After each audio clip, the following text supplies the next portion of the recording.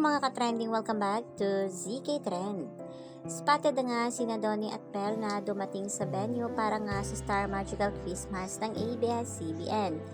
Makikita nga dito na talaga namang napaka-fresh at napaka-pogi dito ni na Donnie at Belle. At nagmamadali nga sina Donnie at Belle para dahil mag-ayos pa ang mga ito. Halina't panoorin natin.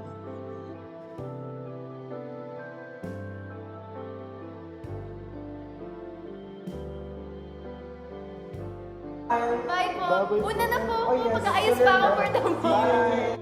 Bye! Bye po. Una na po. Mag-aayos. Bye! Bye. Ganda, mukha na. Hindi, Hi! nakita mo ito. Yung aerial towing banner sana sa Bulacan. Saan? Kami yung pumunta doon. Hindi na dyan. Bye! Bye po. Una na po. Mag-aayos pa ako for the moment. Bye po. Kita-kita ulit naman. Bulacan. Saan? Kami yung pumunta doon. Hindi na dyan.